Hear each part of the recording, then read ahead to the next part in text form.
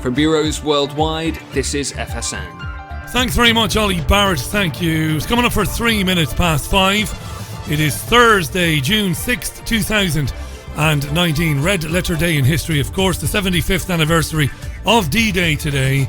Hope you've had a good day. The sun has got his hat on here in Greater Manchester today. It's a lovely day. Tweet the programme from now until the end of it. It's at Richie Allen Show on Twitter. Welcome back to the most listened to independent radio show in Europe. It's your Richie Allen Show. It's been an interesting day. An interesting day. All right. It's the Richie Allen Show.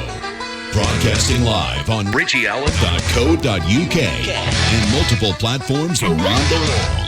And now, here's your host, Richie Allen. Now, I'll be joined a little bit later on in the programme by Dean Henderson, the journalist and broadcaster. He's live from the Ozarks. That's very sexy, that, isn't it? There's the Ozark Mountains. Dean will be on, and we'll be rounding up a few stories, I think. And we might have a chat about the anniversary of the attack on the USS Liberty, because that anniversary is tomorrow. I think we might do that. But we'll round up a bit of news as well with Dean Henderson, top man. hendersonlefthook.wordpress.com. I've given you the Twitter handle. Tweet me now or forever hold your peace. It's Thursday's programme live on Fab Radio 2 in Manchester, triggerwarning.tv, TuneIn Radio, of course, my own website, and multiple platforms around the world. It's your Richie Allen Show. So let's just get on with it. Yeah. Bit of fun on Twitter this morning and this afternoon. Before we get to that, though, I want to apologise. I do a live stream on YouTube in the mornings, and it's a newspaper review, and it is the worst programme ever made by any man, woman, child or beast in the world. No production values, scruffy presenter, dodgy lighting, terrible sound, but it's a bit of fun. But this morning there were some buffering issues with it. It's probably something very simple. I'm going to try and sort it out before tomorrow. But if it starts again tomorrow, I'll just do a basic YouTube stream without the graphics and stuff until we get it sorted. All right. That's not fishing for compliments now. It is garbage. But it's good garbage. At least I think it is. Anyway, I'm sure I'm going to get a lot of tweets in the next half an hour, 40 minutes. Just want to talk about an interesting exchange that I've been having with a few people today on Twitter that came about as a result of a question that was put to me by somebody whom I've never heard from before. So I was asked a question in a tweet by a woman called Nicole Rampart. That's Nicole Rampart. She's a journalist. And I think she's an entertainment journalist or a food journalist or something like that. So she asked me a silly question. That's not to criticise Nicole now. Silly because when you tweet, you've got 240 characters. Used to be less than that. How did people ever manage? But her question was, so Richie, what are your thoughts on the Holocaust? So I'll read my reply in a minute, word for word. Now, she asked me this because I'd responded to a tweet which came in overnight from a Zionist in the Northwest, a comedian allegedly, and pretty much of a dunce, a guy called Marlon Solomon. Why am I saying that? Why am I criticising the guy in those terms? Well, Solomon is funny when he's not trying to make you laugh. And that's a big no-no for any comic, I would have said, right? Like when he organises protests against David Icke, for example, and tweets a picture of himself and 4 other guys standing outside a venue. Yes, really. The guy couldn't organise a piss-up in a brewery. Now, if the guy was funny and he had a career in stand-up of any note, he might draw bigger crowds when he wants to protest somebody's right to speak to a crowd of paying punters. But they protest this sort of thing. They tell all sorts of lies about people, saying they denied the Holocaust and all this crap, without providing any evidence of same, basically. So Solomon is a moron. He's got no support. But he'd called me a Holocaust denier again overnight, this guy. He's got Tourette's, this guy. So I really can't understand why he can't make people laugh. He doesn't have real Tourette's. He doesn't have real Tourette's. It's just Holocaust denier, anti-Semite. Holocaust denier. Holocaust denier. That's the way it goes, right? He's a loser. I'm starting to sound like the awful Donald Trump. He's a stone cold loser. So anyway, jumping into this conversation came Nicole Rampart, the journalist who asked me, based on what I said to Solomon, what are your thoughts on the Holocaust? And I told her, word for word, something I've said 1,000 times before. I'm sick to death of hearing about it. It's become an industry, hasn't it, Nicole? And wouldn't Jews who were murdered in the hell camps of the 30s and 40s be turning in their graves to witness their horrible plight being exploited by the racist, murderous apartheid Israel today? Maybe. That was my tweet. I've said this before. I can be a bit like Marlon Solomon, sometimes repeating myself. I've said this before. Oh, Jesus, there was raw August, rule you, bool you. What does that mean? Well, it's an Irish saying that means commotion. There was bedlam. They went mad. The pro-Israel lobby in the UK, the Zionists, and the non-Jewish virtue signallers. And they're the worst of them. I can put up with the pro-Israel lobby. I have done for years. I've interviewed them for years and years. The Zionists, same again, used to speak to me. No problems with it. But the non-Jewish virtue signallers who look for opportunities like this, I properly detest those people. Don't hate them now. Nobody should hate anybody. But I detest them. You know? And anyway, this lobby went mad today, thinking, I suppose, that like the Labour Party and Jeremy Corbyn, and like Ken Livingstone, and everyone else they have trolled, that I would go away. Are you shitting me? This is me.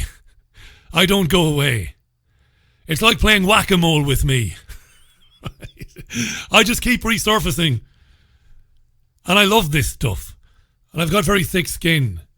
I do say some pretty sharp stuff, and I can be a bit cutting in my remarks and a bit personal sometimes. I can be. I'll be the first to admit that. I can. I'm no angel, but it doesn't bother me. It's like water off a duck's back. Now, Stefan Savary is a national vice chair of the Jewish Labour Movement. And he tweeted, "This is Richie Allen Show, a man that a segment of the British hard left, including some Labour Party members, likes retweeting or listening to. This is where the hate comes from," said Stefan Savary. This is where the hate comes from. There it is again. Hate. That word. They've got Tourette's, don't they? Hate, hate, hate, hate. That's all they say. Hate, hate. Here's another. Before we get into that, Stefan Savary, the national vice chair of the Jewish Labour Movement, is another Twitter dweller. And this is the new public discourse. I've given lectures on this stuff.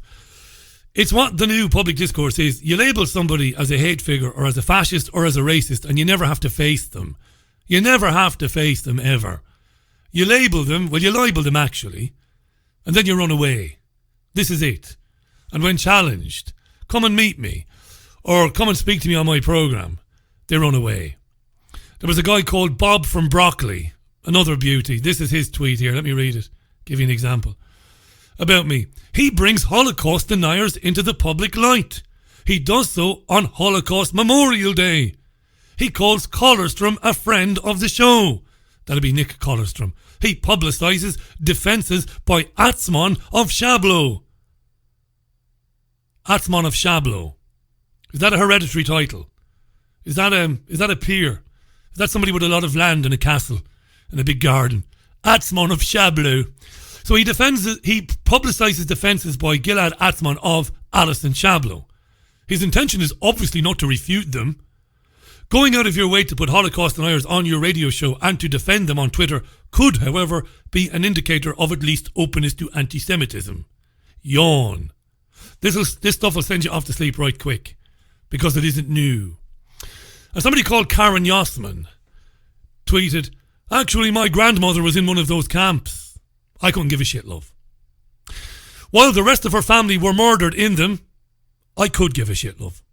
And when she moved to Israel, it was the rockets she could hear being fired from Gaza towards her tiny flat in Herzliya that horrified her." So your grandmother was lucky to get out of those camps, whichever camp it was, and good luck to your grandmother. But she was obviously brainwashed before moving to Palestine and taught to revile Arabs. That's how it went, you see, back in the day. Because when you're going to occupy land that you have no right to, presently or historically, well, you've got to foster a hatred for the indigenous people there. So that when you're brutalising them and they start throwing darts back at you, or rockets that are so crap Wile E. Coyote wouldn't even fucking use them, you've got to have a special place in your heart for hatred for those people. That's how it works. Because the things her grandmother would have witnessed would have been unspeakable. And it should lead to somebody being subjected to that when they witness it somewhere else, particularly when they witness it being committed by other Jews. That should be their primary concern, right? Jesus Christ, we can't be like that. No, but they don't say that. So there was a guy called Adam Callier, or Kaye, C-A-I-L-L-E-R, I can't pronounce it, writes for the Jewish Telegraph, numpty. But he's also a pathological lawyer, this guy, Adam Kaye, Jewish Telegraph writer now, Adam Kaller, I don't know how you pronounce it. He committed egregious libel, very stupid boy, claimed that I'd said in a live show, me now, that pedophilia is rampant in Jewish communities. What a moron. What a retard. It was actually said by a guest called Liz Crokin. And I said, as I have always said, that you won't find any more child abusers in Jewish areas than anywhere else. See, I'm a Catholic Irishman. I'm not, because I don't practice Catholicism. But I'm an Irish guy. And I had to live through the ignominy and the shame and the embarrassment of the emergence of the Catholic Church and the Christian brother abuse scandal in Ireland. Where very good friends of mine, sadly, one very good friend of mine who listens, Derek, how you doing, Derek? Derek Power, Derek went public. Waterford man, legend.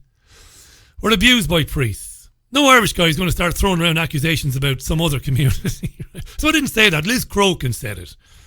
Liz is very interested in things like Pizzagate and Donald Trump and all this nonsense about Donald working to destroy the deep state and all that crap. So I never said that, but she did say that. And of course I challenged her on it. Of course I did. So what a cretin Adam Callier is, this guy who writes for the Jewish Telegraph. If I was his editor, I'd send him on a few courses, like I had to do. Because I've worked at every level of commercial radio. I had to do these libel courses. But I'd send Adam on a Research 101 course for a start. All you had to do was listen to the interview. So then, after being ridiculed for misquoting me, this dickhead declared on Twitter, to me, Alan, don't you like being confronted with your past history? Read the piece. You see, he actually tweeted a piece written by somebody else. He didn't even listen to the interview.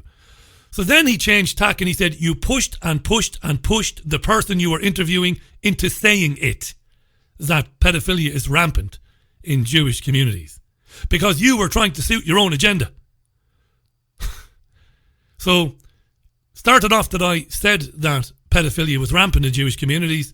Then he concedes I didn't, but that I pushed and pushed and pushed Liz Crokin into saying it because of my own agenda. And this guy's a writer for the Jewish Telegraph. Jesus wept. So much fun with that tweet. So much fun with that tweet. Wow. Sussex Friends of Israel told me to go fuck myself. Charming. Fair enough. How could anybody want to be friends with Israel? Israel is a brutal, illegitimate occupier. A murderous, hateful, barbaric, tortuous regime which imprisons children, which takes pot shots at children and not Red Cross, but medics coming to aid people that have been shot from behind a fence that they call a border, and that the cowardly mainstream media labels as a border, even though there is no border. It's just a fence that keeps people locked into the biggest open-air concentration camp in the world. Why would you want to be friends with Israel? Why would anybody want to be friends with any occupying apartheid state? Why would you want to do that? That flouts international law, that spits in the face of UN resolutions. Who the fuck would want to be friends with that? Lunacy. Then a guy called Ben Maxwell Freeman weighed in. He must have a few bob. Ben Maxwell Freeman. Marvellous. He says, arguing the Jews have turned the Holocaust into an industry feeds into conspiratorial anti-Semitic tropes that argue Jews manipulate and exploit non-Jews for power and financial gain. We are allowed to discuss our generational trauma and our collective pain. He should be a rapper. What in the name of Jesus Christ is collective pain and generational trauma? 'Twas 80 years ago, Ben. 'Twas a horrendous stain on humanity. But 'twas 80 years ago. And by the way, Benjamin, we don't even know the half of how Hitler was able to do it. And how he was enabled to do it by some of the biggest industrial, chemical and oil cartels on planet Earth. But we don't want to talk about that, do we? But it's true. 80 years ago. And there's been loads of Holocaust since. 4 million Vietnamese murdered. But they don't count, you see. Why don't we have memorials to the Vietnamese that were murdered? I don't know. But this guy, Ben, is an activist, teacher and lecturer focusing on anti-Semitism, the Holocaust, and building inclusive communities based on dialogue and respect. When invited on the programme, he said, I'm in Hong Kong. I said, all right, that's going to make it difficult then. Because this is a live radio show. Because it's so interactive. And doing something like this, I'm not going to pre-record it anyway. So Ben, who likens mention of the Holocaust industry to anti-Semitic tropes, Ben's a moron as well. He's a goon. A dipstick. He's never heard of Norman Finkelstein or Noam Chomsky or Shlomo Zand, who've described academically what the Holocaust industry is. A scientific examination of it. Don't believe me? Go and look it up. What these men have said about the disgusting exploitation of dead Jews by Zionists in the apartheid state of Israel. Look it up. And what Finkelstein and Chomsky and the rest of them get is, well, self-hating Jews. Yeah. It's easier to do that than to actually engage in a debate with you. Then a guy called Tim Stevens, a psychiatrist no less, and an author, so not quite an author in the real sense of the word anyway. He writes thrillers and self-publishes them on Amazon. Good for him. Fair enough. I suppose Tim is a novelist in the way that David Brent is a pop star, I suppose you could say. Anyway, Tim Stevens is just another pathological liar. A shill to the bone. This guy works in the NHS psychiatrist apparently. Why is he a liar, Richie? Well, he said that I was warmly receptive to Alison Shablo, an extreme right-wing anti-Semite who denies the Holocaust, thinks D-Day was rough on Germany because it wasn't a fair fight, and believes the Nazi criminals got a raw deal at Nuremberg. Shablo has been one of his guests. That's true. None of that could be construed to be lies. But the next bit is lies.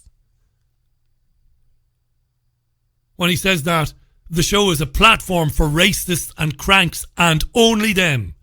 He's just a liar, this guy, Tim Stevens, who works for the NHS in psychiatry. He's a pathological liar.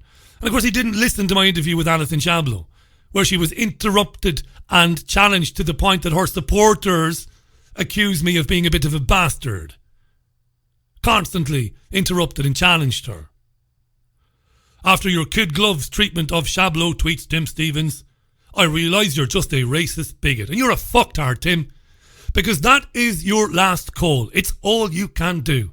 Invited onto a professionally produced, hugely successful radio programme with a award-winning radio presenter who has never insulted, demeaned or marginalised his guests. You run away and you call me names. And then I revert to type. To your type. I say, well, if you want to play those games, I'll play those games as well. And I'll take the piss out of your failed novelist, your failed publishing career, and take the piss out of your ludicrous tweets. Drag me down to your level. I'm happy to go down to your level. She wasn't treated with kid gloves at all. Neither was David Duke.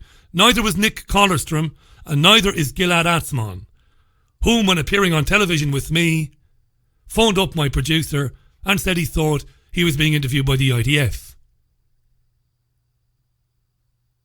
So pressed to come on this programme and call me out to my face They bottle it. They always do. Why would I come on to a platform that sympathetically hosts Holocaust deniers? Is the tweet. And then this dope, this Egypt Tim Stevens with a handful of followers on Twitter, puts a poll on Twitter, a poll mind, asking his negligible amount of followers, should he come on this program? How totally unoriginal. You might remember a vaccine pushing doctor did the same thing. No intention of coming on. None whatsoever. No courage. No gumption. No moxie. No heart. Do you know why? Because you've got no case. Got no case. And Hasbro was out in force today. Look up Hasbro. It's an Israeli propaganda program. Tens of thousands of people are employed by the Israeli government to carry on like we've seen today. Now, Tim Stevens, who's a novelist and psychiatrist, is genuine. He's no paid troll. He's either Jewish, and I couldn't give an arse if he is or he isn't. It's of no consequence to me. Or he's the modern progressive, who is the enemy of free speech and freedom of thought and expression. Tourette's.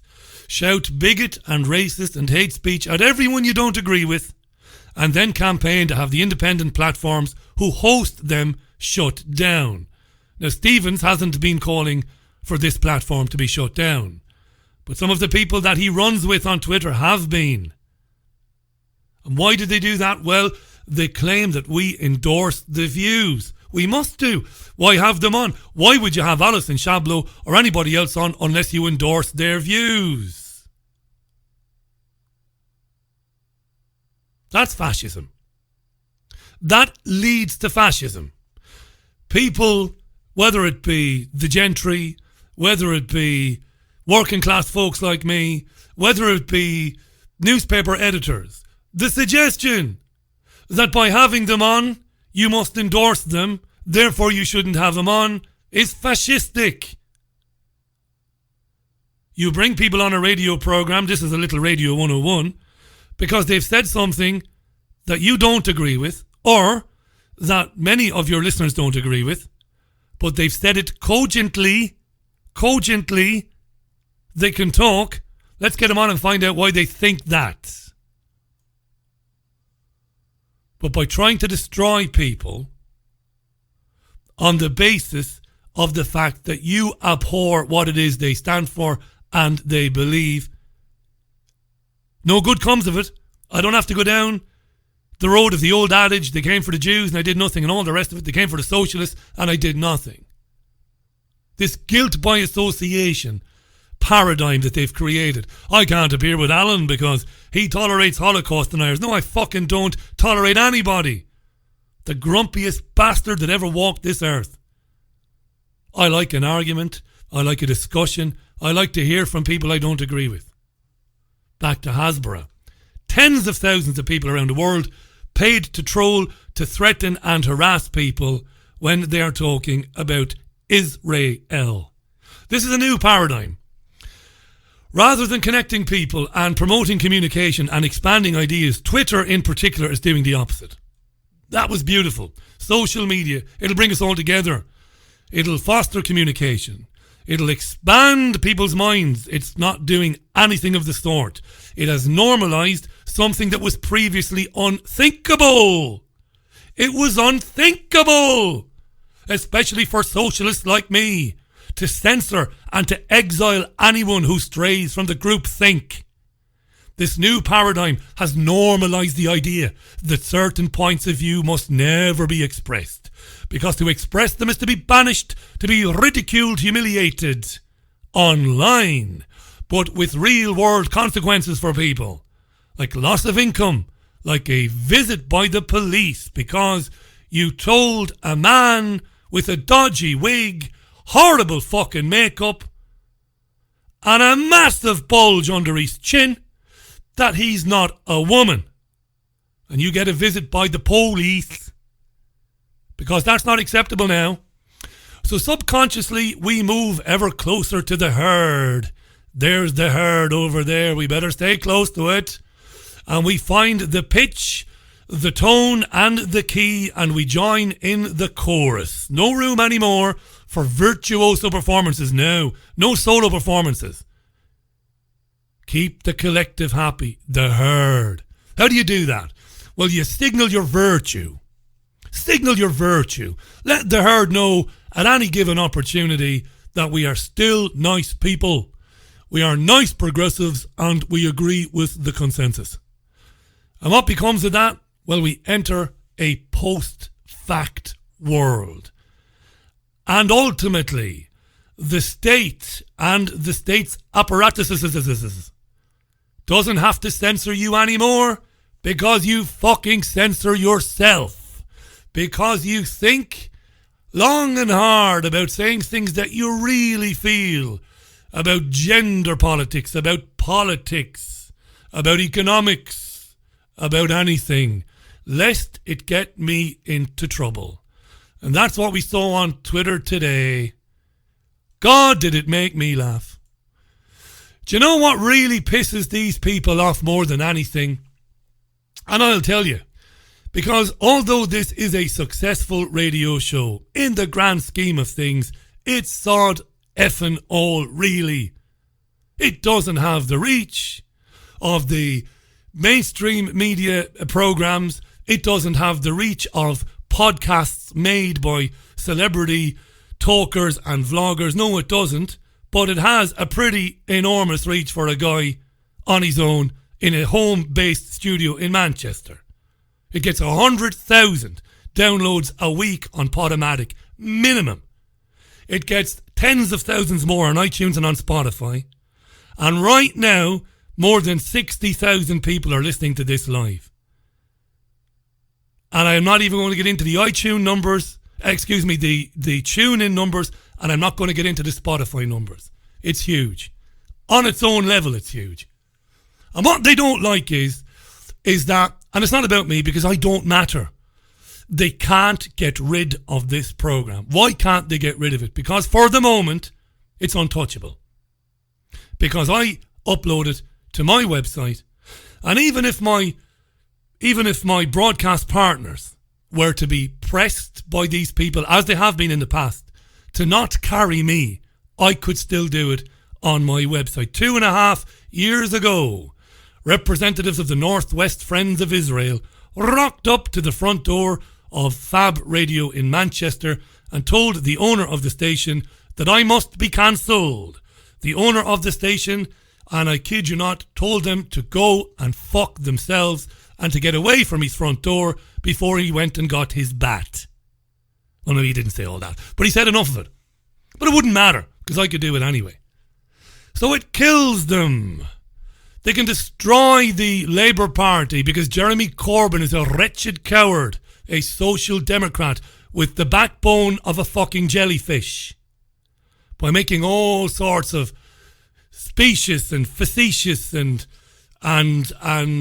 I would say criminal accusations against him and his party, claiming anti-Semitism where there is none.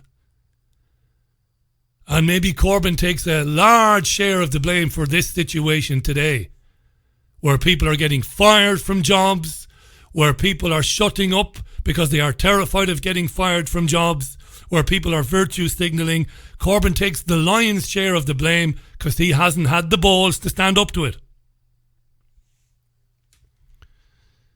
I have never hidden my feelings about the state of Israel, which I believe to be illegitimate. See the Sykes-Picot Agreement. See the Balfour Declaration. It is an illegitimate state.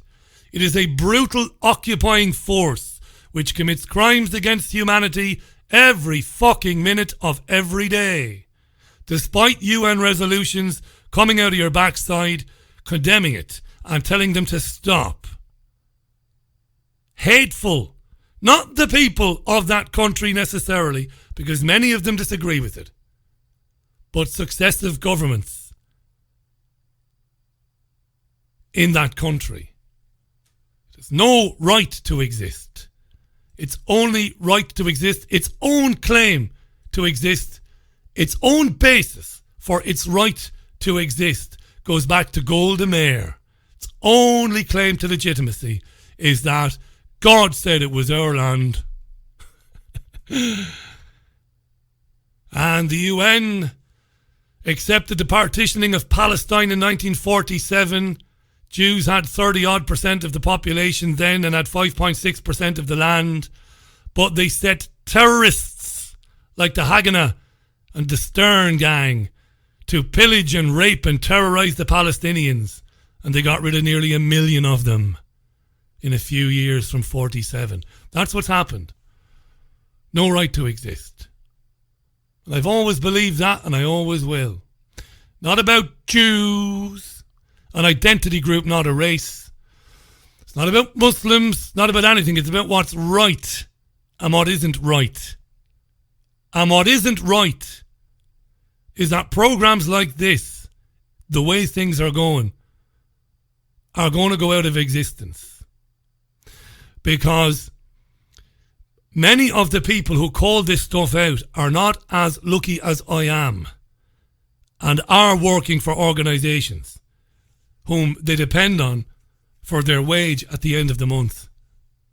And people are shutting up and they are closing their mouth. And again, the lion's share of the blame goes to the Labour Party and Jeremy Corbyn for not standing up to it. That's the truth. Very interesting today on Twitter. Fascinating stuff. Most of them run away when they realise who you are.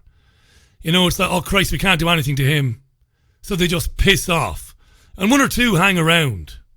But none of them will come on the programme and debate either me or one of the guests I mentioned previously. Why'd you have Alison Chablow on? Well, neither Sky nor the BBC nor Channel 4 would interview her, even though her case made the national press. Isn't that amazing? She's in court based on songs that she put on YouTube, and you have every right to find those songs about Anne Frank and about the concentration camps offensive if you choose to be offended by that stuff. That is your right. She's in court defending that. It is a massive court case. And she's not invited to explain herself on the networks. Why? Well, if you asked the producers of the major television news programs in this country, they would say, we can't bring her on in case it offends somebody. Wow. Why not bring her on and say, I don't agree with you, Alison? But why do you think what you think? But what these snowflakes, these lunatics, these anti-free speech, these draconian fascists on Twitter, what they want to do is they just want to silence full stop.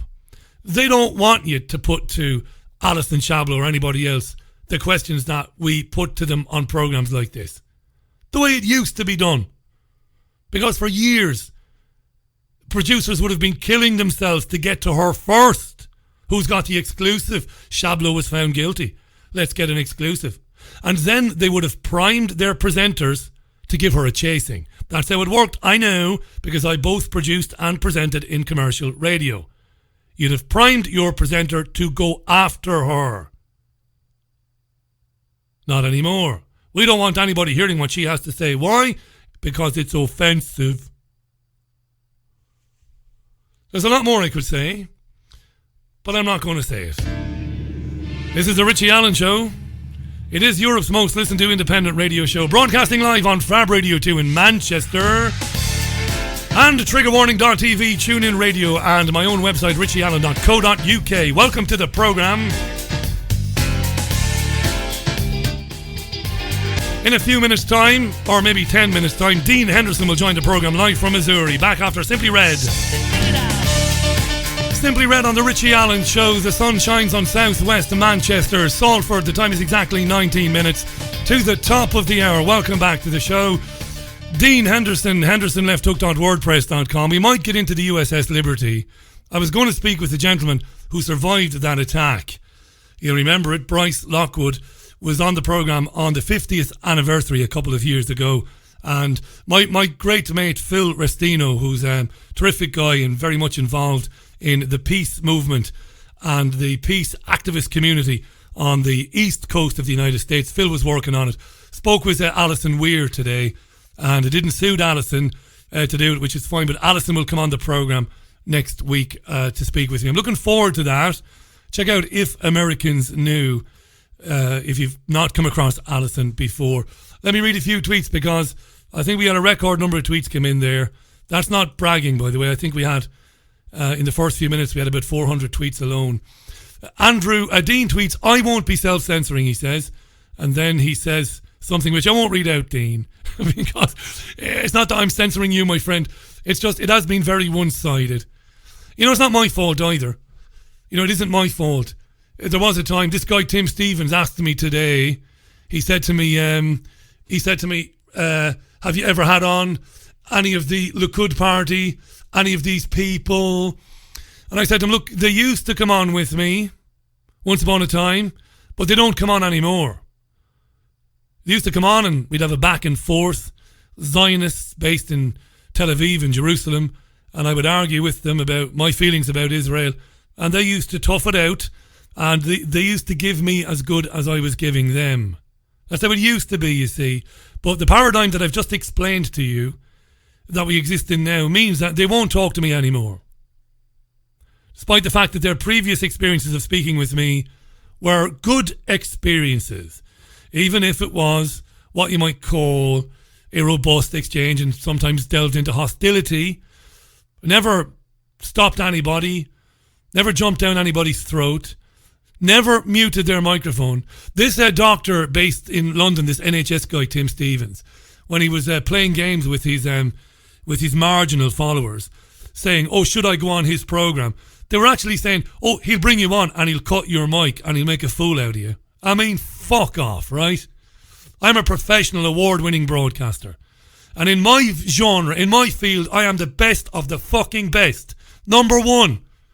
What I don't do is bring people on to humiliate them and cut them off and mute their microphone. Madness. This nonsense. The only thing that bothered me today, this suggestion, you know, that I would do that. Bring somebody on to try and make a fool out of them.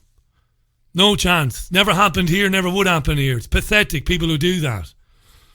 When Zionists used to come on with me, it used to be robust, it used to be tough, argumentative, but they always got their say. In fact, more often than not, it was them doing the interrupting.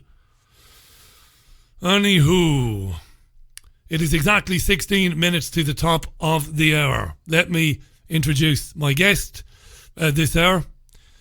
And I am going to do the papers again tomorrow morning at 9:30 UK time and hope that I don't have the buffering issues that I had with the show this morning. That's right. So I'm going to do that tomorrow and hopefully, and if not, if there's an issue tomorrow, we'll go to the basic stream on YouTube. Right, okay. Now, I'm sorry if that sounded very arrogant. I don't care. Saviour of the independent media and all that nonsense. I don't care. It's true. My guest joins us live from the Ozarks. He's an extraordinary man, brilliant writer, terrific writer. His books are, well, I put them up there. When I do get this shelf built, is that we'll be able to see in the TV studio here, and I'll have my books on there. His books will be on there. He blogs at hendersonlefthook.wordpress.com. He's a broadcaster that's appeared on RT, on Press TV, and many other platforms around the world, talking about geopolitical events, talking about everything. Let's welcome back to the programme my friend Dean Henderson. Dean, welcome back. How you, Dean? I've not got him muted, have I? No, I don't. No. Hey, Richie, are you there? I'm there. I thought for a minute something had gone horribly wrong, but it hasn't. How are you? I'm great. How are you doing? I've never been better. The sun is shining, my friend, in Greater Manchester in England. We don't get it very often, but it's That's here. Great. So everybody's in good form. I hope you and Jill are well. Yeah, we're doing just fine. You know, been pretty rainy here this year too. But you know, the garden's really liking it, so no complaints. You know. Sounds brilliant, Dean. One of the things I was asked even to put to you was the relevance of the USS Liberty attack in 1967. And I was going to speak today with a lovely man called Bryce Lockwood who survived it. I spoke to him on the 50th anniversary a couple of years ago. And tomorrow would be the 52nd anniversary of the Israeli attack on the Liberty. And a lot of people involved in peace activism, old socialists, often say that we should never stop talking about that because it was a hugely significant event because of where it showed the balance of power in world politics. I'm sure you've got a bit to say on the USS Liberty. Yeah, I mean, it's just such a heinous thing that happened, and to think that this little country of Israel would just blatantly attack this ship and kill American servicemen and get away with it. There was never any repercussions, and it just sort of it shows the actual world order, and of course Israel is a construct that was set in place in the Middle East through the Balfour Declaration and then through the rise of Adolf Hitler. Behind both of those things were the Rothschild bankers in the city of London. And they created this huge exodus of Jews that they needed to set up this oil platform in the Middle East, oil and terror platform. And as Jordan Maxwell points out, Israel, if you look at the Asian continent, the big picture all the way from Vladivostok to West Africa, and then from, Denmark to the subcontinent of India, that's one big landmass. And if you look at what's right in the middle of it, it's Israel. So there's no coincidence that Israel's always been this really important strategic location for the global scumbags, what some people call the global elite. I call them global scumbags. That's my new thing. And that's just it's a long thing. And so behind Israel, like, how can Israel do that? Well, because they have this global oligarchy of 6,000-year-old feudalists who've herded us around like cattle and kill us whenever they want to, and because they're standing behind Israel, that's why. And the United States is not the global superpower. It's these global elites, this European fondy, whose geopolitical location is the city of London, whose banking location is Switzerland, where the Bilderbergers met this week. And you can't imagine how much wealth these people have. And even the Rothschilds, it's great that we've made them a household name.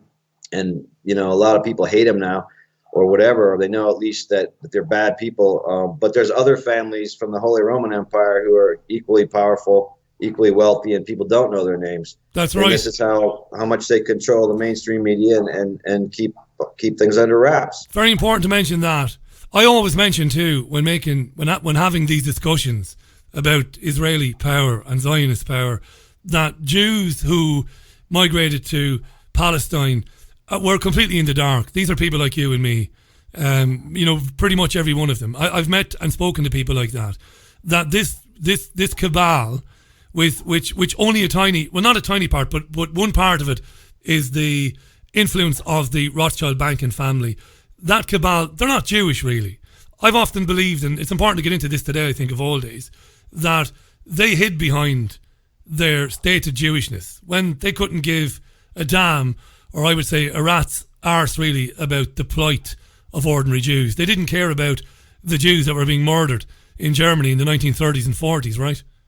Mm-hmm. No, and just a little bit of history, little background. I mean, everybody knows the Balfour Declaration. I think 1917, Walter Rothschild wrote it. It was sent to Lord Balfour, and it was basically the basis of the creation of Israel.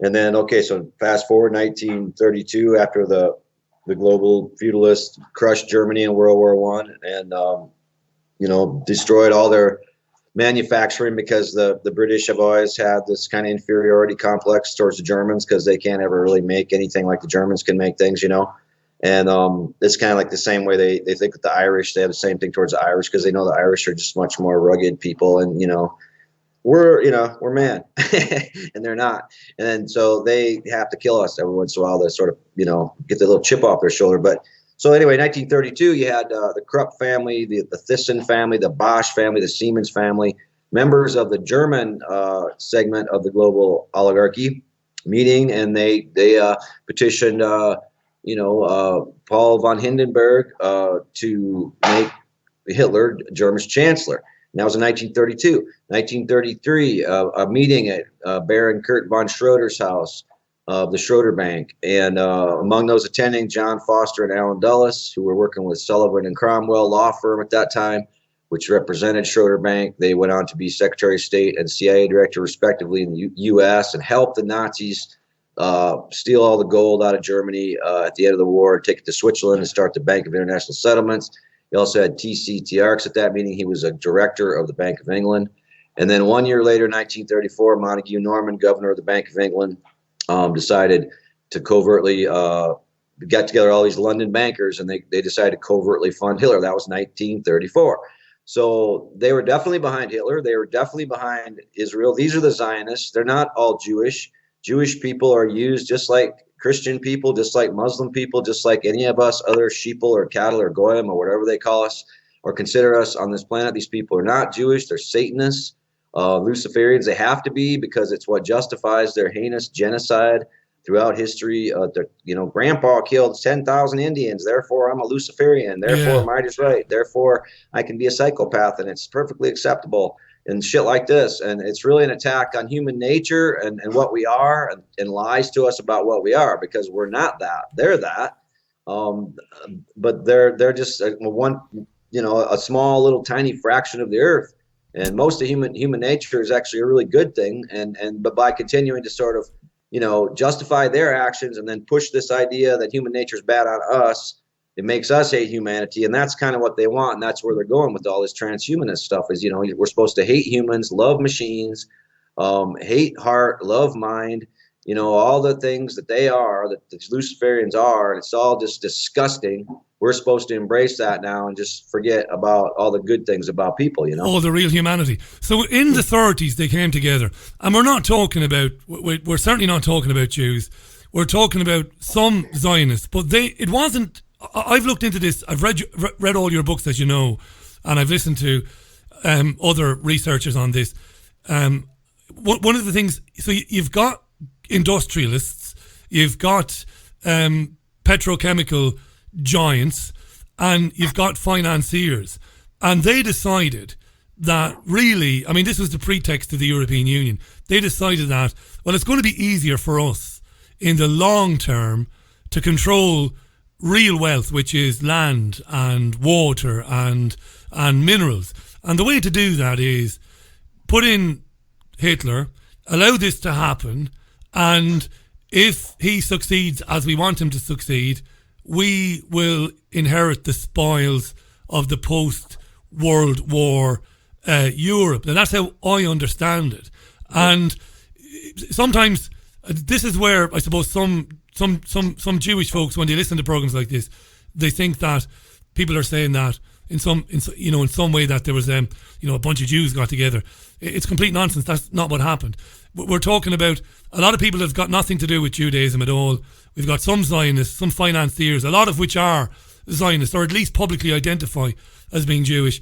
And they're saying the easiest way for us to control everything later on, get rid of 20 or 30 or 40 sovereign nations, get one ruler, and he'll be easy to control, and then we can do what we want. And out of the failure to supplant Hitler as the ruler of Europe, Donald Tusk, right, to fail to do that, I'm not comparing, well, I shouldn't say that because I'm not saying Donald Tusk is like Hitler at all. I don't mean that. But what you've got then is the failure of that then led to the Treaty of Rome and the idea for the European Union. That's how I understand it.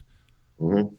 Yeah, I think it's all about diminishing the power of the nation state, right? So, in backing Hitler, what they hoped to accomplish was, A, sort of put back together part of the Austro-Hungarian Empire for the Habsburgs in Eastern Europe, and B, diminish the power of Russia, which, Stalin meant business. Lenin and Trotsky, there was a lot of people inside the Russian government, including Alexander Kerensky, including some of the members of the Hohenzollern dynasty, who believed those guys were German intelligence agents. A lot of evidence that Trotsky left New York with Kuhnload money, that Lenin was allowed to pass through Germany on a sealed train with help from the Warburg family. So could be. I don't think Lenin knew it. I'm not sure about Trotsky. I think he might have knew full well that he was a Bolshevik Zionist insider infiltrator. But Stalin came in, and what he was about was getting rid of those Bolshevik Zionist infiltrators who caused a lot of mayhem. And if they had lost to the Mensheviks, it would have been a completely different, history, because the Mensheviks were anarchists and they weren't about, some of these crazy things the Bolsheviks were about. But so Stalin was probably the best of the bunch, in other words, and that's why in history books he's the most reviled by the mainstream historians. But so they really didn't like Stalin, and they really didn't like the rise of Russia. And so by creating Hitler, you not only destroyed Russia, but in the end you destroyed Germany, because the German people suffered horribly too, not just the Jews. But I mean, at the end of the war, Eisenhower left him for dead and just starved him to death. So they brought Germany down one more time, as I was talking about earlier, and diminished the power of German industry.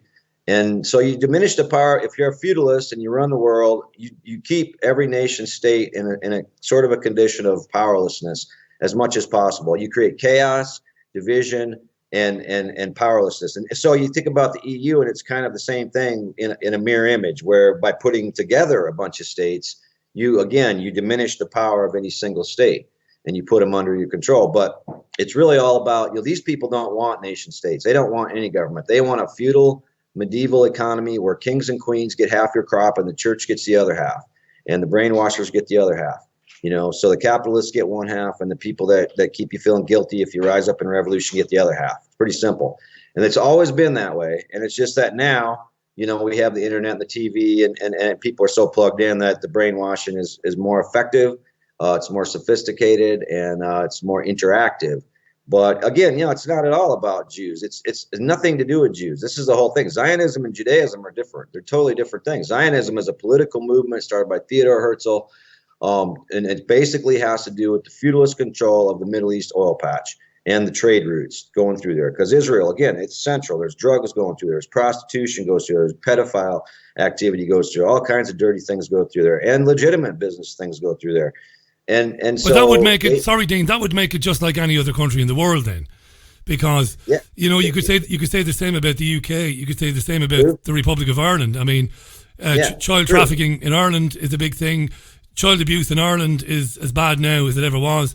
So I wouldn't, again, being the devil's advocate, I wouldn't say, I know you're not saying this, but I just want to mark the point and say that if whatever prostitution and abuse might be happening in Israel, it's not happening any more there than it is in, I don't know, New York, for example. Yeah, but because of its strategic location, there is a lot going through there. And the same can be said about Saudi Arabia, especially the same can be said about Dubai. Dubai is there's actually more of this stuff going through Dubai right now, just so we don't offend any Jews or whatever. It has nothing to do with Jews. So when I say Israel, I don't mean Jews. Let me put this to you. Saudi Arabia, I don't mean Muslims. You don't mean Muslims. I'm not a fucking moron. You're not a moron. Let me put this to you. I've got to put this to you. I can't explain this. Well, I can, but I've had my say too often. I want to get your say. It seems that there has been greater success of late by Zionists to muddy the waters or to blur the lines between Jews as a group of people, whom I believe are an identity group, Jews as either people or as an identity group, and Zionism. The lines are being blurred because I see here in the UK, people are being accused of anti-Semitism. Now, some of these people, a broken clock is right twice a day. Maybe some of these people, deep down, maybe they do hate Jews, or at least maybe they do think that Jews as a group are responsible for all the bad things in the world. Maybe some of them do.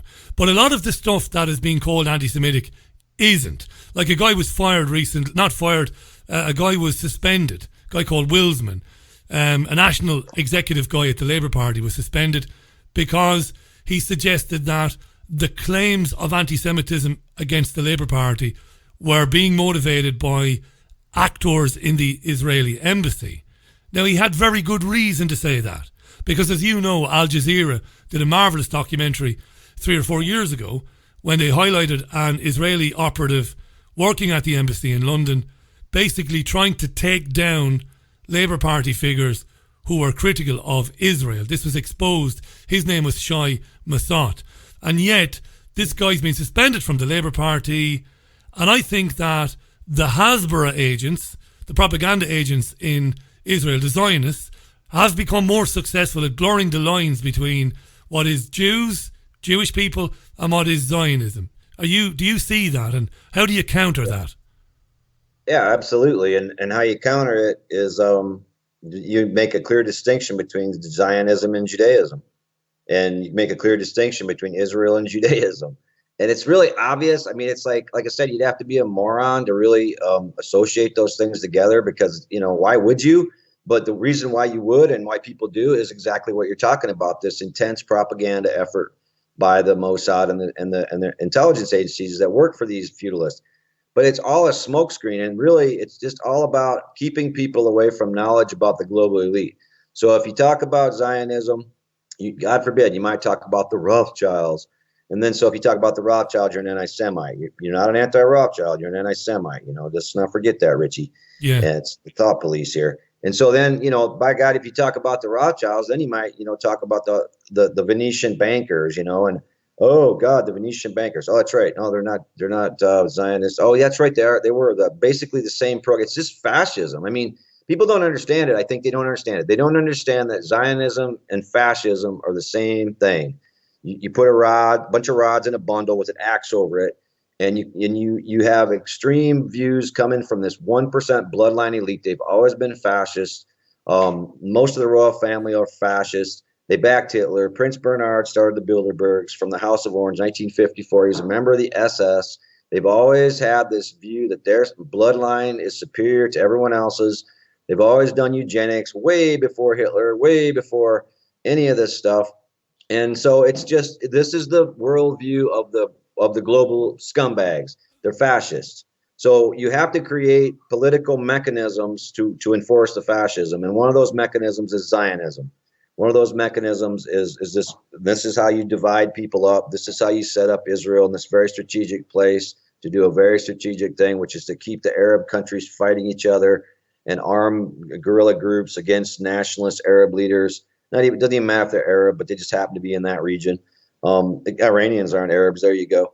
And they do it there too. So it doesn't matter. Again, Arab doesn't matter. Jew doesn't matter. None of this stuff matters. It's all about economics, man. And that's why, me and you we're left. We're old left, because we know that. Because we know that, virtue signaling, transgenderism, and gun control have nothing to do with socialism, nothing to do with fighting the fight against the oligarchy, nothing at all. And so this is another part of the fascism, is bringing in this fake left and overlaying this social, shutting down debate, social, basically the end of free speech, deplatforming people based on talking about what these issues that really don't even matter.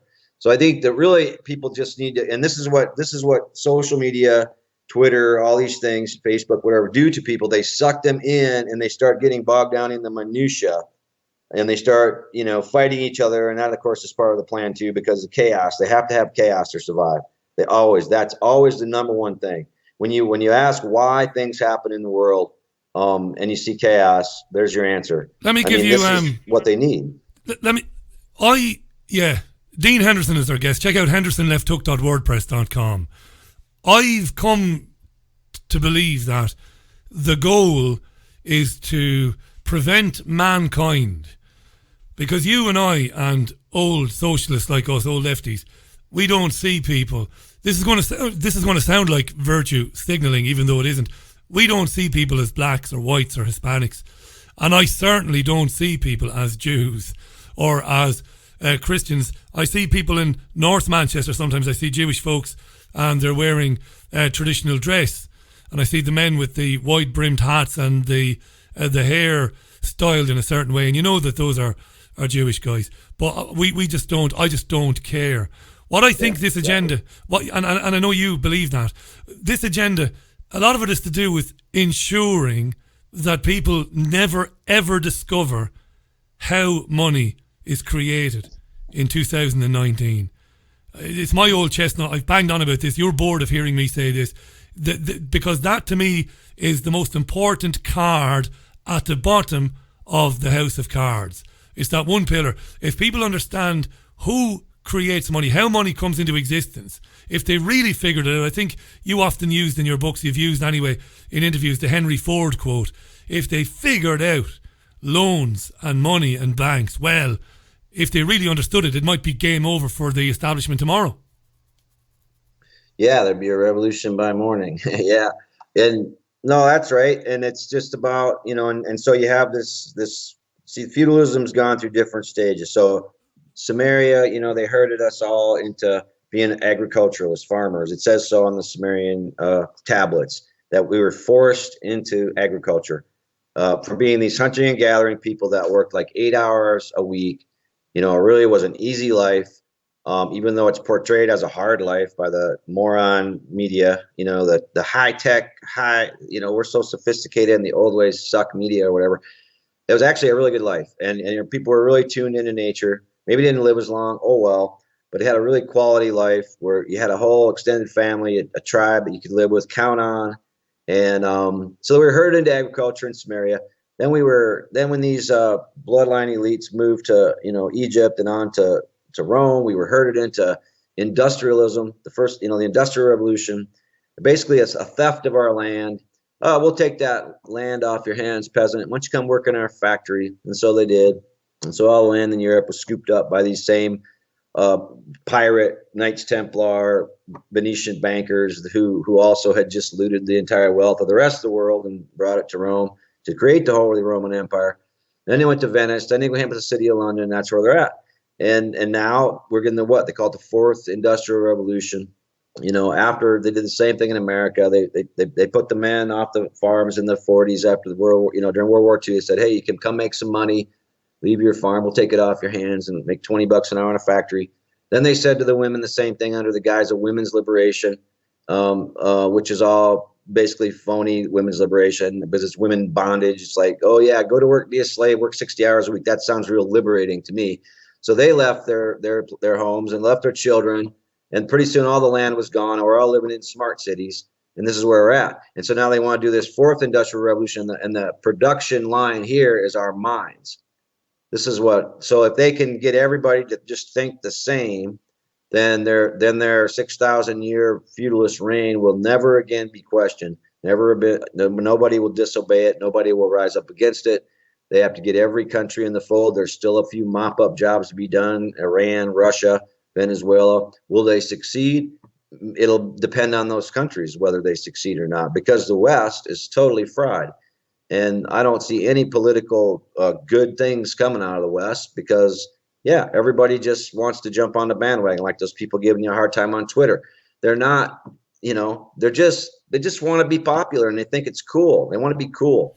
They don't have any backbone. And this is the kind of people that will be rewarded in this internet online weapon community, because the internet's a weapon. And so is a computer a weapon. 1963, IBM went to Kennedy regulators. Kennedy, a good man, right? 63.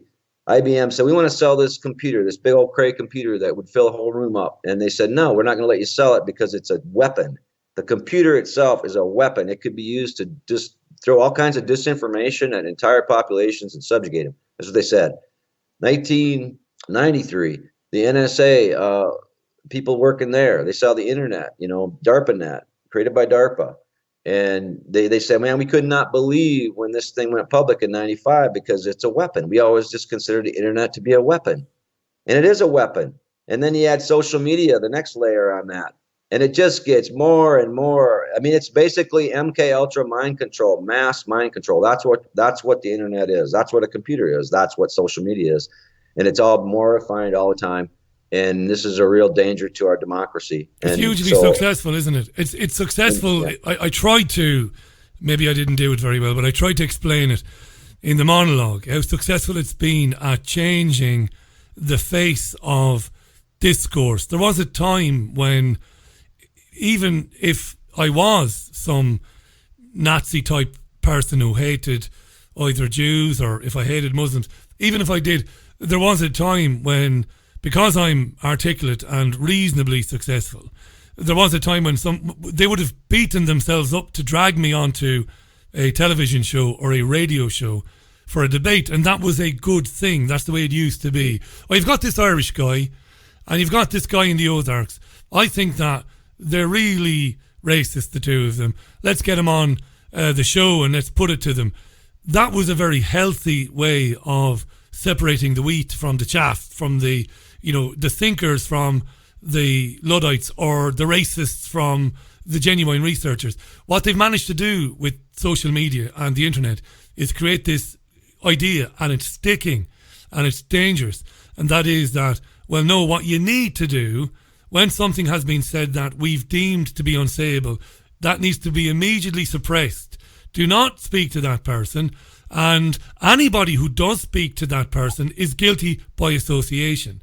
Now, you're a little bit older than me. You're a young man like I am, but you're a little bit older, tiny bit more experienced. Did you ever imagine that you'd live through this? Did you see this coming, this lunacy, where you would have this carry on like today? And it's only, listen, it's no big deal to me. I'm thick-skinned. I don't care. I find it very amusing. But it costs other people their jobs and their livelihoods. Did you ever see this coming, this? Not to this extent, Richie. I really don't think. I remember when I was going to college, when I got my master's degree, it was 1989. I got out in 91. And I remember, I was an activist even back then. I mean, I've been at this 35 years, I guess. And I started this Green Party at the University of Montana. They didn't have one, so I started one. And I remember this guy, he was this, he looked a look, he had the long hair, the big old long beard. He lived in a shack. He lived simple and, everybody, but he come up to me one time and he said, Dean, you can't be the head of the Green Party anymore because, I said something about, we were organizing resisting the draft for the Iraq war at some meeting. And he was there. And I said to these kids something about, who I was trying to keep out of this war. I said, I guess I can't swear to nonviolence because, if somebody comes at me, I'm not gonna roll over. Yeah. And he heard that. And so then, this was the first time I heard this kind of politically correct response from this guy who later became a city councilman, of course. And because he was a schmoozer and a suck up. So he said, yeah, you can't be the head of the Green Party because you wouldn't renounce violence or something like this, which was, it's a hell of a way to say that because that's not all what I meant. Of course. Yeah. It just meant I believe in self-defense, and I do, and I still do. And so anyway, that was the first little whiff I saw. And then it just seemed like my time at the University of Montana, you just started seeing more and more of this politically correct stuff. And I told my friends at the time, we were a bunch of lefties. And I said, look, man, this is being brought in by the Republicans, conservatives, something. This is not natural left stuff. This is messed up. Why are these people embracing this crap? And I knew right then in my gut it was a weapon to be used against the real left. And that's exactly what it is. And it's so funny because they have everyone thinking that the right wing is being censored. Like if you listen to the idiot box or whichever idiot box screen you're looking at, you would swear that it's all these poor little right wingers that are being persecuted, right? Yeah. But the fact of the matter is it's not. It's the left that's being gone after. So they've even got the PSYOP down to that level where they can make these alt-right people who are basically just a third rail of the feudalist capitalist because they embrace all of the Austrian school economic stuff. They, all of the bad solutions, all the deregulation, all the, ownership and private property and corporatocracy and all the same things that have gotten us into this mess is what they believe in, they think. And it started with the libertarians, which are funded by the Cato Institute, which is funded by the big oil companies, the big banks, the big chemical companies. This is where Neil Sanders has got it right. See, he's got a lot of things right because the alt-right is a third rail. And the only reason they even have to use the word alt-right is because they needed to get that little bit of a segment to get Trump in power. And I'm convinced that GCHQ got Trump in power, in other words, City of London. And I'm convinced he's there for a reason. It's basically the fascism is out of the closet. They want to bring it out of the closet. They want to be able to say, we're going to go to Venezuela to take the oil. Just say it. No more pretext, no more pretending. And then people on the left, we virtue signal, they say. Well, some people do, and I hate it. But you got to be careful with that word because being righteous and being a virtue signaler are two different things. And that's their terminology that they are putting on us. You know what I mean? So there's so many things going on right now to screw with us.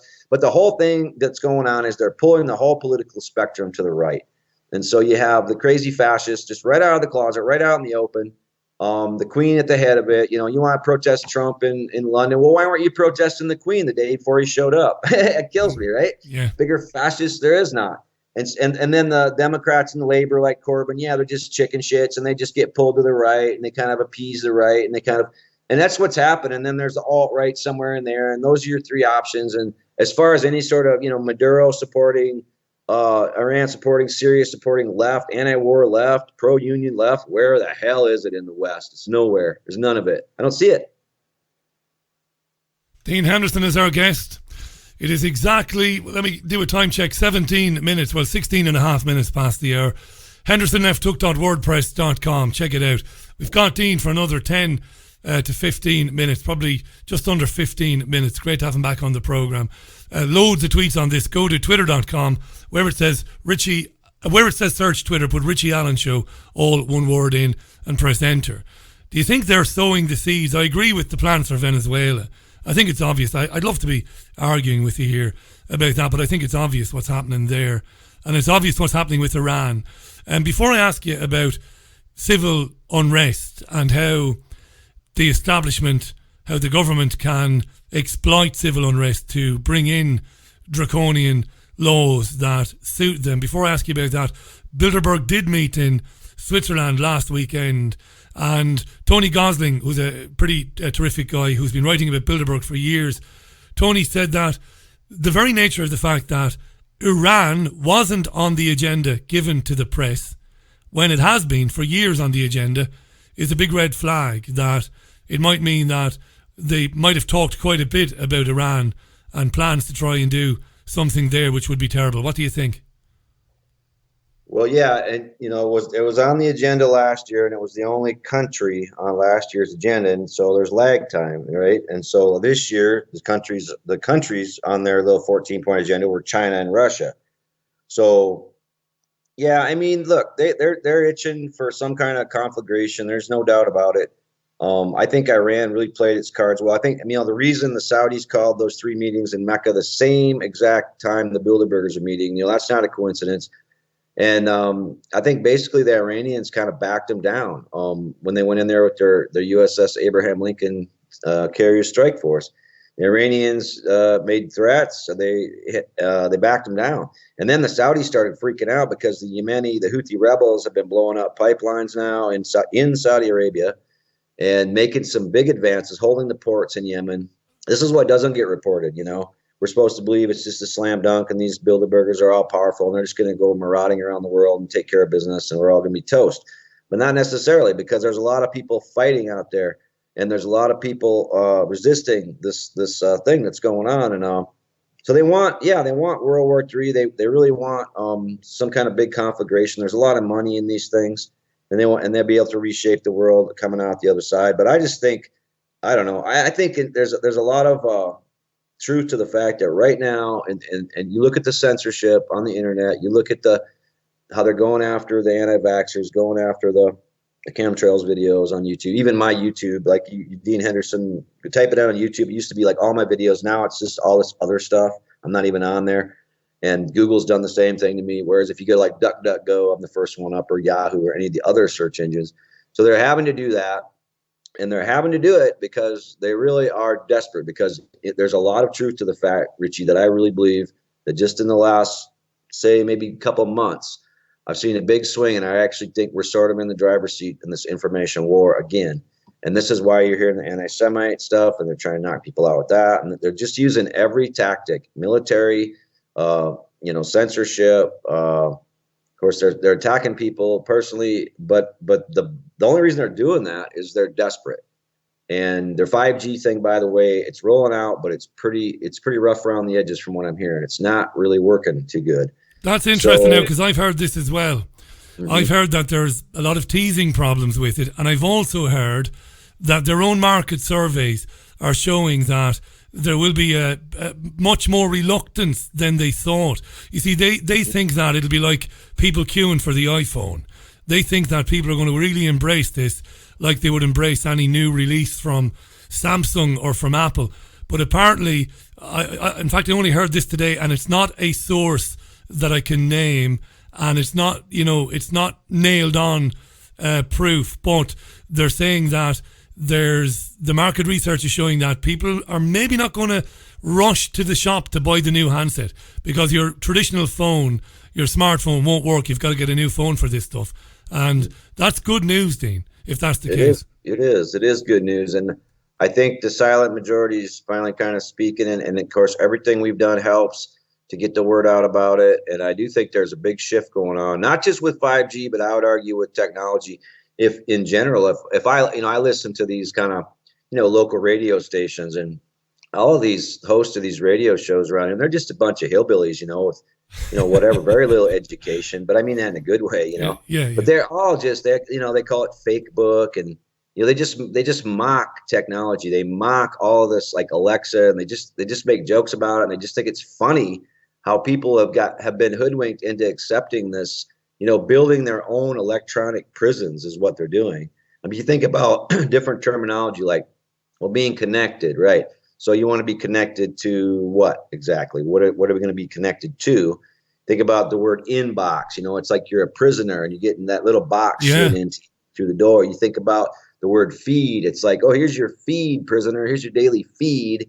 You think about the word post. It's like, well, if you're building an electronic prison, you would want to put some posts in for that fence, wouldn't you?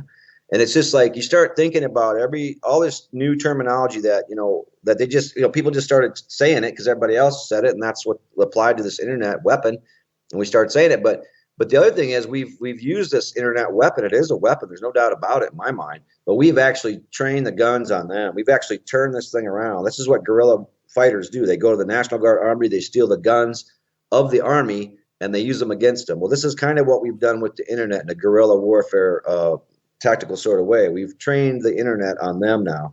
And this is why they are so desperate to shut down these different sites, because they know that the numbers are changing. They know that in a lot of ways, we've made a lot of dents in the information war. I mean, hey, when you can make Rothschild the dirty word, you did okay. That's right. And can we finish on that? Let's say we've got about 4 minutes left today. Let's finish on this. My accountant is Jewish. Well, the accountant for the Richie Allen Show, and some of the most important people in helping me get up and running in Manchester in the early days were Jewish accountants, believe it or not, in North Manchester. Great guys and great champions as well of free speech, and they're good lads. Some of the lads though that worked there would see me from time to time, and they would say, Richie, we think you're decent, deep down we think you are, but still on some level you think that it's a Jewish thing, and even your guests, they might mean well, and I won't call them racist, but I think that they've been conditioned into thinking that it's some kind of a Jewish thing, because we talk about Warburg and Oppenheimer and Rothschild historically and what they were able to achieve through their relationships with the royal families and the big pharmaceutical companies. And they say, on some level, Richie, you do blame Jews and some of your guests. Now that isn't true. There's no evidence in the show. But I'm a fairly decent guy. I would sit around thinking, because I can take criticism, I've got very thick skin. I would think, do they have a point there, And I would look at it very hard and listen back to programs. The answer is a resounding no, it's not true. And, I'm sad when I hear that, because so many Jewish folks are talking about this stuff, and they're very vocal in chat rooms and on programs condemning Zionism and what it means and what it does. So it saddens me that, some people might think, really, when it's all said and done, you guys just want to blame the Jews. I'm going to give you 2.5 minutes, 3 minutes, Dean, if you need them, to answer that, and then we'll wrap it up for today. It's been fascinating again, mate. Brilliant to have you back on. HendersonLeftHook.wordpress.com. Dean's books on big oil and everything else, you've got to read them, folks. They are terrific. I endorse them, and my word is gold. I don't endorse very much. So, Dean, some Jewish folks, guys, come on, deep down, it's always the Jews. Go ahead, over to you. Oh yeah, I get that sometimes too, Richie. But it's just goes with the territory. I can guarantee. I mean, I know you well enough. There's not a anti-Semitic, anti-Jewish bone in your body. There's not one in mine either. If these people want to make stuff up and try to destroy us, they're going to do it. But if it wasn't this, they'd make something else up and try to destroy you. I mean, let me interrupt, Dean. Dean, sorry to interrupt. Let me interrupt. Sorry, but I asked the question in a really bad way. No, some of these people are good people. They're not out to say, get rid of Dean Henderson, get rid of Gilad Atzmon. They're not doing that. These are nice people. They are champions of free speech. They just kind of grin and they say, Richie, say what you want, And by all means, do your radio program. But really, when it comes down to it, I think that you really do think that we're a little cabal. And those are good people. They're not trying to silence us or have us closed down. They're intellectuals. No, Go ahead. Of course not.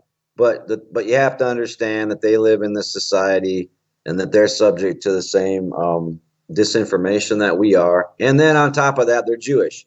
So they're especially suggestible to the idea, I guess. My friend Neil Rosenbaum came over here yesterday. He filmed a thing for Russia's Channel 1 that I did about, World War II and how the Russian role was diminished. Well, Neil's Jewish, and a great guy. And he's one of these guys that knows better and knows the shit I put up with around here. Because there's other people around here who aren't that way, who happen to be Jewish. And yeah, it's really weird. And there is this thing of kind of Jewish identity, and it has to change too. And I've been doing interviews with this guy, Shai. He's an Israeli guy. And it's great that I'm doing them. I've done 3 or 4 with him. He's in Israel. And so we're getting out to the Israeli audience now. But we talked about this stuff real frankly about, Zionism's different from Judaism, about how they're using it as a weapon against people who basically want to identify the global elites who aren't Jewish, who are just satanic. And it's just something that you just have to explain to people, and then some people just aren't going to get it. Some people are going to be victims anyway, or they're just going to still think that there's nothing you can do to change their minds because they're influenced by the mainstream media more than they think, more than which is a lot of people. It's just kind of like I compared the other day. I did an interview. I was comparing like vaccinations. Yeah. Vaccinations are like they're basically like knocking out your immune system, knocking out like wild measles or things that actually you should be exposed to. And so instead of letting us be exposed to them and get our immune system strengthened up, they sort of inoculate us against it. Well, it's the same thing when you talk about 9/11 or you talk about the USS Liberty or you talk about anything where Israel was involved, Gaza or whatever. It's like they don't, instead of letting us talk about it, have a healthy conversation about it, these global power scumbags, they inoculate us. They're inoculating us with the general population, who are basically taught to be deputies. They're being taught to be deputies for the global New World Order thought police. They're deputizing anybody who's willing to do that. And so they do it. And so then there's other people who just, like these people you're talking about, they're nice people, but they still have to deal with the propaganda. They still have to deal with the thought police in their circles. And pretty soon they just cave in because it's easier. And they lay it on you. And so it's like this system where the parasites at the top, the bankers, use the minions, which are, unfortunately, it's probably 95% of people in the West I would call minions now. And the minions go to the truth tellers, who are, very few, and they suck their energy and destroy them. And then they take a little bit of feed on the way to giving the energy to the parasites at the top. It's really fucking sick. Okay. Yeah. But that's the way I see it. And you just can't blame yourself. Don't even question yourself anymore, Richie. You know better. You're not that. I know I'm not that. And you just have to move on. And you just have to, ignore those people. Really. Oh yeah, I do. Yeah, I'm speaking for other people. I've got a Jewish colleague who is very interested in programs like this, and he says to me, the dancing Israelis is very interesting, Richie. And I said, yeah, it was, because it happened and they were there and they were picked up by the police and then they were leave the country. It is an interesting phenomenon. But the Jewish guy says, I don't understand for a minute why, if the United States or if the neocon project for a new American century, if these lunatics, if they wanted to do something in New York, bring the towers down, smash into the Pentagon, whatever, why in the name of Jesus would they use the DDR or whatever they're called? Why would they use MI6? Why would they use Mossad? They just do it themselves. I don't understand why they'd bring in outside experts to do that and things like that. And I'm open-minded to that. I don't know who was actually responsible for planning and carrying out what happened on September 11th, but I know as a rational, free-thinking man is that it wasn't 17 or 19 hijackers with box cutters. I know that was absolute garbage, but who actually did it, I don't know. But again, some Jewish listeners will say, why would they farm it out to somebody? They just do it themselves. They've got their own lunatics, you know?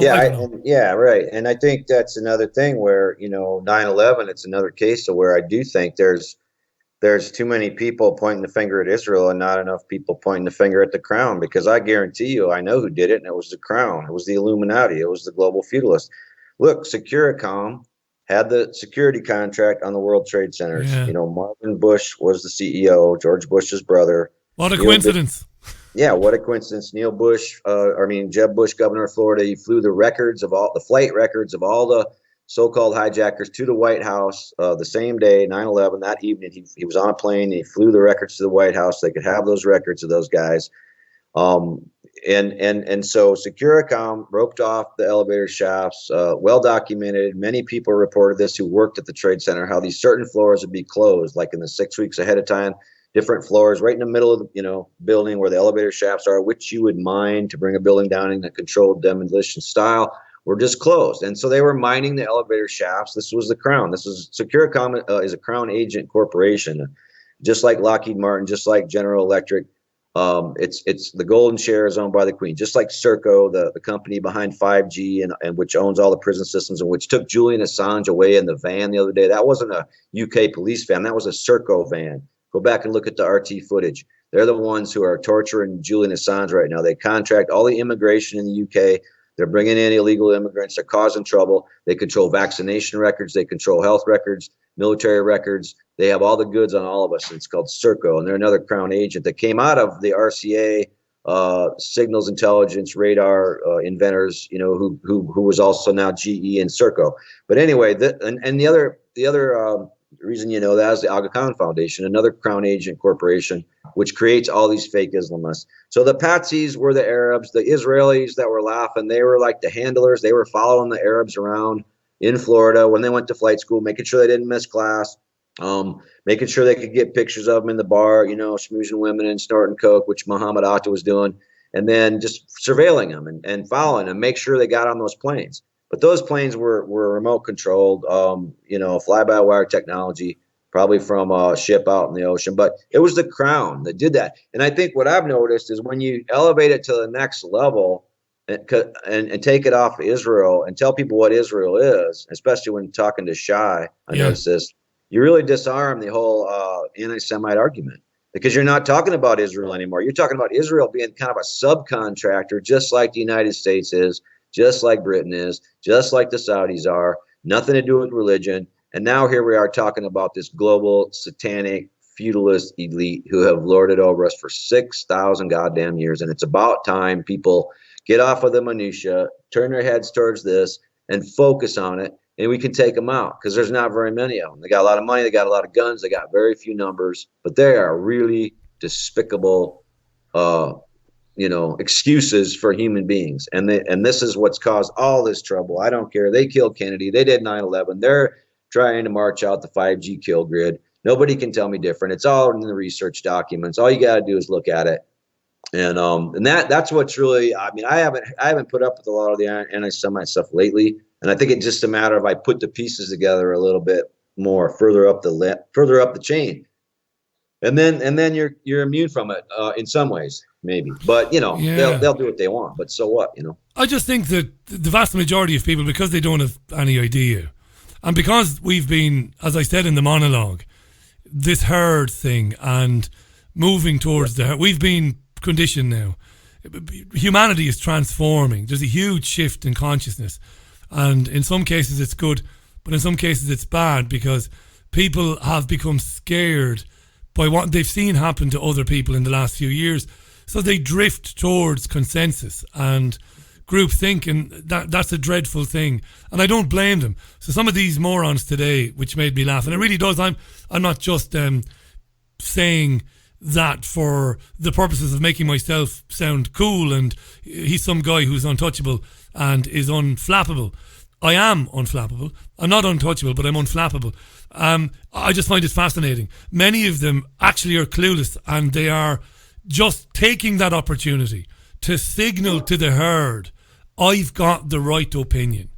I've got the right feelings about this subject. Here I am over here. And they use those tweets put out by presenters like me or researchers or journalists like yourself and writers, and they use those to signal to the herd, I'm good, I'm decent, you don't have to worry about me. And they don't learn anything, they don't debate, they don't hear anything. And that's a dreadful thing. It's why I made such a big deal of that today, because it was a perfect example, wasn't it? It needs to be consistently called out and pointed out. And this is the world we live in. And what it really comes down to is, what happened to courage? What happened to questioning authority? What happened to nonconformity? What happened to people who are kind of hardy, like our grandparents, who didn't, who weren't crybabies, who didn't put a Band-Aid on everything, who went around bleeding a little bit and getting dirty and, had some moxie, had some piss and vinegar. What happened to that? See, and that's the bigger question, because all of these trannies, who are like, I want to be a girl. Well, why do you think they want to be a girl? Because life's easier as a girl nowadays, really, because any man who speaks out is just evil. I mean, and we're just marked, and we're just like, oh, put a mark on that guy. We got to take him out. And it's just part of the war plan, so, but this is what we need to avoid, why do people need to feel like they need to be in a herd or need to be part of a herd or would even want to be part of a herd? That's no fun at all. I mean, greatness is going away. Exceptionalism, Americans talk about it, but there is none. It's just everybody is sort of dumbed down. All in a little cyborg pod together. And it's just miserable. And I think there's some of the backlash that I'm starting to see. Like I say, it's not just 5G, but it's this whole idea. And it's getting creepy. I mean, when Amazon comes out and says openly, just on, NBC News or whatever, that, we're going to come out with this software that can monitor and change your emotions. And, that's already being done with Facebook. But I mean, it's just getting creepy. And I think there is at least a little bit of a pulse out there. But this is what, and meanwhile, we're being debilitated with, vaccinations, with technology, with glyphosates. And so people's physiologically are being, beat down. And so when you're in that state, then you can't have that piss and vinegar as much. You can't stand up. You can't see that you're being attacked. You can't even see it because you're sick. And you don't have the energy. You don't have the energy then to get involved or to speak or to talk or to debate or whatever. To be unique. I do. Different. I'm going to sound like a virtue signaler now, and I'm not. But I've talked quite a bit about the trans phenomenon, and I've been very critical of it as well. But I do genuinely feel sorry for people that are in that situation. I mean, it must be pretty awful. I mean, if you're a dude, say, and you're having these emotions and these feelings, wherever that's coming from, and I'm very open-minded to where you think it's coming from. I have a lot of sympathy with your position on that. But the fact is, they're going through it. And I've asked this of several researchers before. I've said, I'm not asking it to you, but I have asked other researchers before. I've asked them, do you forget sometimes when we're criticising something, as brutal as it might be, that the people on the ground, like the trans folks and that, they're as much a victim of it as we are.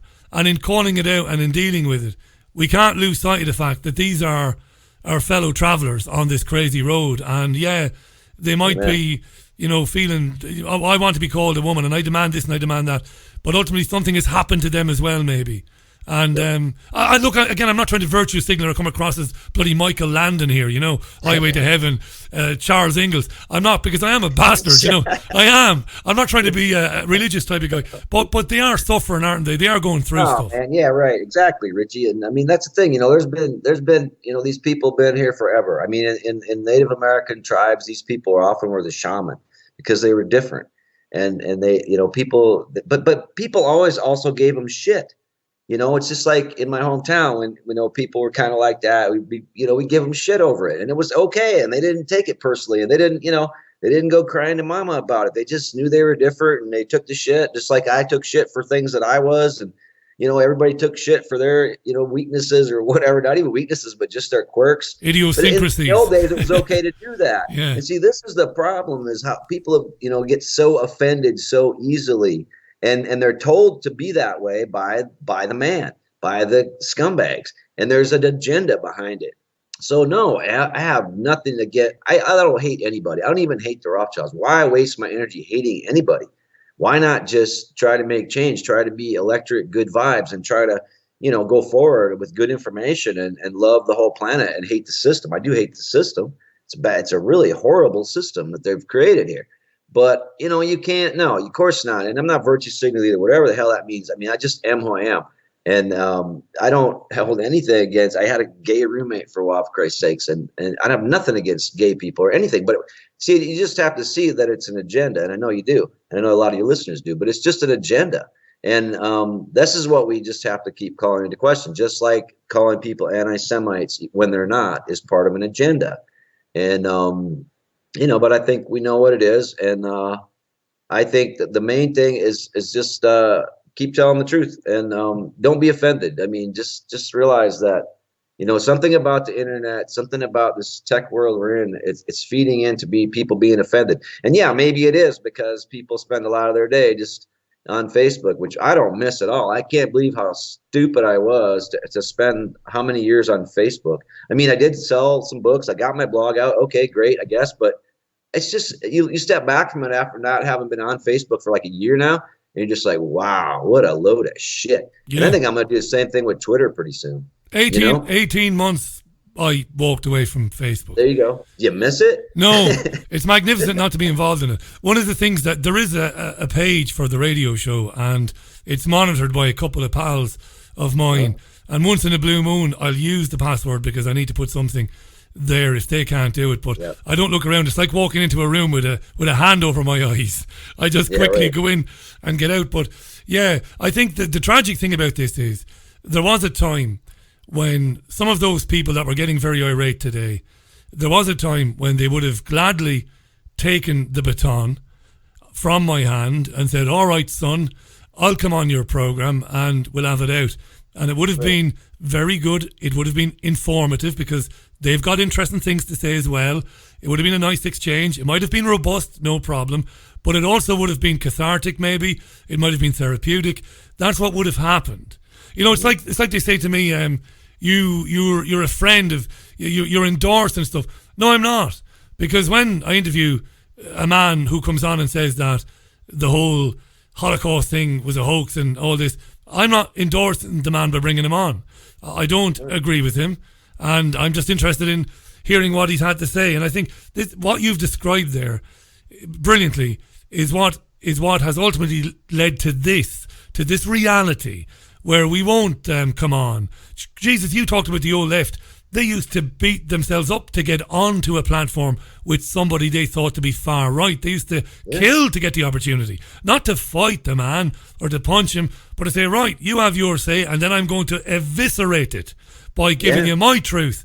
That was great, I had Zionists used to come on with me, Dean. When I was in Spain on the radio, a Zionist called David Rubin, who moved to Tel Aviv from New York. And he wasn't long in Tel Aviv when there was a Hamas attack on a convoy that he was in. And somebody was badly hurt there. So he was very hardened against Palestine. But he used to come on my program and argue with me regularly. Mm-hmm. He wouldn't shy from it. And he wouldn't call me racist or anti-Semitic. You see, that was the difference. He would say, right, you pathetic lefty that only sees it one way. And he would argue, and this was it. And I would say, right, shut up, it's my turn. That's the way it used to be. But now, no. Right. Well, yeah, and I think, and again, part of that is people can hide behind their little computer keyboard and insult you and call you names and troll you, and they all use the same language, and so but they don't have to do that. They can do that, and they can just be cowards and just do it from their computer, so they don't have the guts. I mean, the most gutless, low character people are the ones that pretty much take over your Facebook feed, take over your Twitter feed, take over. These are the sort of the bottom of the barrel of society. And now they've just inverted reality through this social media NSA project that they're doing, this mind control project. And they're basically putting the scum of society, the dumbest people, the people who are insecure, that need to be liked because nobody likes them. And they think they're going to be popular if they sort of echoed the herd's, what they think is the herd's point of view, even though many times it's not, and even though they will not ever be popular, these people ever, because they're just not. And they've kind of put them in the driver's seat, So they're creating this kind of virtual electronic insane asylum. I really think that's what they want to do. That they want to, because again, it causes chaos, it causes division, and the feudalists for 6,000 years have thrived on division and chaos. If they can keep us in that state, they can just control us so easily.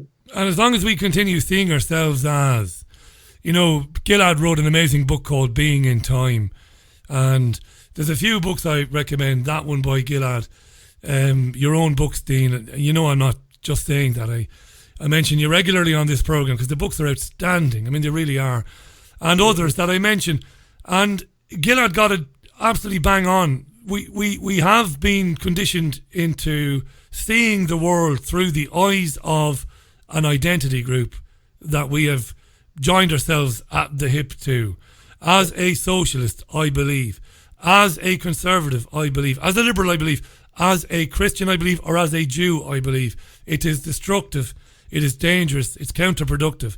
You are first of all the exact same as every white, as every black, as every Hispanic, as every Japanese person, as every Chinese person. You are exactly the same. You are a human being with a pair of lungs, a heart, and a brain. That's what you are. See yourself as that. And I'm going to give you the final word, my friend, and we'll close it down today. If we start thinking like that, maybe, you're not a bloody socialist or even a fascist. You're not a Jew. You're not a Zionist. You are a fucking person experiencing this world the same way as everybody else. Cop onto that and you might have a chance. Go ahead, mate. Yeah, man. Well, first, I always enjoy talking, Richie. It's nice to talk to an intelligent human being from time to time. It doesn't happen every day, So really appreciate it. And no, I think that's the same. You try to pigeonhole me, like, what's your politics? And I mean, I have this site called Left Hook, but most of my subscribers are actually conservatives, it seems like. And I think anarchy is the word you could use to describe me, anarchist, because to me the word anarchist means just accepting, personal responsibility for all your actions, every one of them, and that includes your relationships and the world and everything, to where you don't need a government regulator anymore.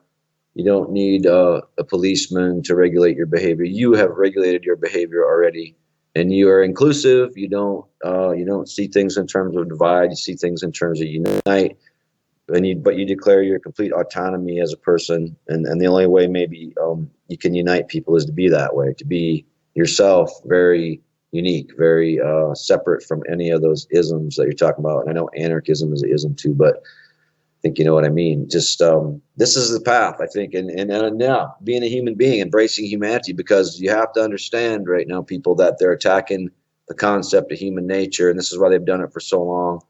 To hide their or to justify their colonialist crimes that they've committed over the centuries and the millennia, and B, to make you hate yourself and believe that human nature is bad, it's evil. This is why you always hear people saying, "Oh, it's just human nature that this guy slayed 25 people or whatever it is." It's just human nature. Human nature is good. We're all from Creator. We're all perfect when we come here. The only reason we're tainted is because of lies and more lies from this group of feudalists running their Tavistock Institute, Geographic Society, whatever the propaganda tool, television, internet, and the only reason that you think human nature is bad is because those people told you so. Don't believe it. Believe human nature is good. Embrace humanity. Believe carbon is good. 75% of us is carbon. Carbon doesn't destroy the environment. It grows trees, which emit oxygen, which we need. So the attack on carbon is an attack on humanity as well. It's an attack on life. That's what we're going through here, is an attack on life by some very demented, confused people.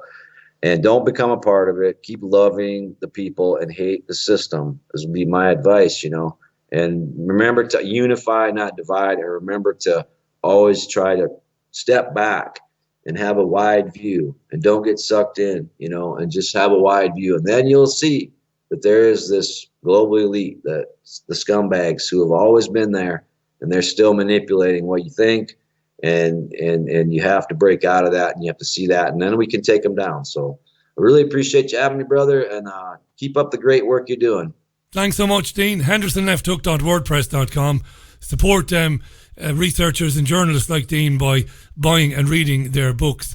Extraordinary stuff. All the best to Jill, and come back again real soon, Dean. Thanks, mate. Really appreciate it. And Sounds good, man. Have a great day. You too, and bye for now. Dean Henderson, live on the line from the Ozarks in Missouri. HendersonLeftHook.wordpress.com. Top man there. Coming up for 9 minutes to the top of the hour. Didn't want to cut him off, so we just kept going. That's the beauty, isn't it, of the programme. Want to acknowledge Bryce Lockwood, by the way, who was on board the USS Liberty back in 1967. Bryce was prepared to come on the programme today, but we'll get him on next year to talk about that again. He was introduced to me by Phil Restino in Florida, great peace activist there, and that's a very big story, of course, the USS Liberty, and the true story as to why that ship, which was a listening ship, was destroyed by the Israeli military.